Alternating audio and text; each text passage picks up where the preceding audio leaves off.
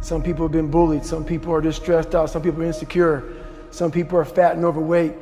I call myself fat because I was fat. And people don't want to do that. They want to say, oh, don't call yourself fat. Don't call yourself dumb. If you're not real and raw with who the f you are, nothing's going to change. In this nice new world that we live in, we want to hear, you're just a little big. No, man, you might be fat. We surround ourselves around people that make us feel great. They tell us what we want to hear. The second we put ourselves amongst the uncommon people, we don't like that feeling.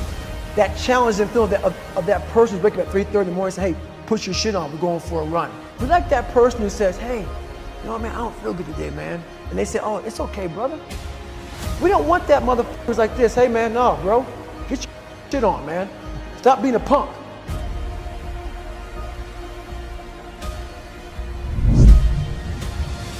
This is all about the quitting mind. So what's the quitting mind? So let's say it's day one of a job interview. We all know what it feels like. You have your clothes laid out. You got your food ready to go in the morning. You've been preparing for weeks and weeks and weeks. You show up and you bring your best self. You get the job. Merry Christmas. All right. After a couple months, you start showing up to work a little later. You don't look as good. Your clothes aren't laid out. Your breakfast isn't ready. Your mind's getting softer. We do that everything in life. When New Year's coming up, guess what? Don't have a fucking quitting mind. Repetition every day. Stay hard. I believe that most human beings are only living at about 40% of their capability.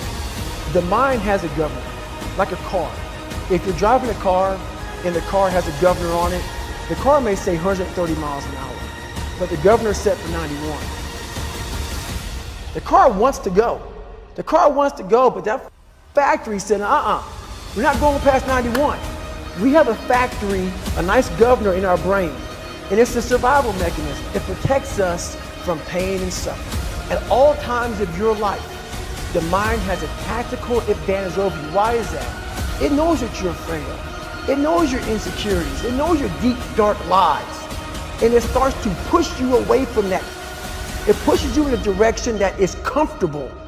The mind controls everything. You get to 40%, your brain says, we're done. Let's roll, man. This is starting to get painful. This is uncomfortable. So you sit down. You have to figure out ways, and everybody's different. That's how the book kind of talks about, like we all have these things about, 5 steps to this and 4 steps to this. It's a lot more than that. That's all bullshit. It's a practice that you have to, it's a habit. So if you know that at 40%, I'm feeling pain. At 40% I'm feeling pain. That's where the 40% rule kicks in. Now it starts. Okay, I'm feeling pain. My mind's saying all to me. It's saying get out of here, run, flee. The fight or flight kicks in. Okay, we're done. We're not good enough. It starts telling you all these things. You start to believe it because the mind controls all. This is the time where you have to gain control back of your mind. It's okay. Let me see if I can go 45%. And once you start giving yourself more and more hope and start realizing, okay, the mind starts to be, okay, what are you doing? We're supposed to be going right and you're going left. You start then controlling your mind. Start finding more in yourself. And then it goes from 40% to a lot further than that. But that's the start of it though. Get to the spot where your mind is saying stop. Wherever that is, you gotta get there first. And then that's when that starts to work for you. You gotta control yourself in that moment. Well, it's that time of year again, we start to feel real happy. Why? Because we're not going to work.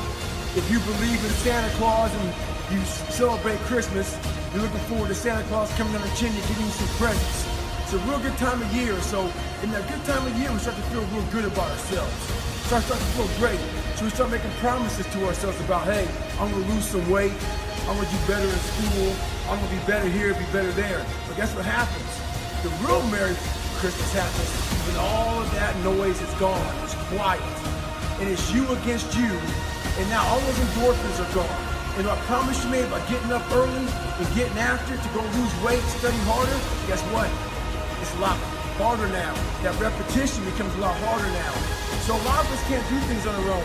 So find somebody in your life. So when you throw that towel in, they throw that motherfucker back at you and say you're not done yet.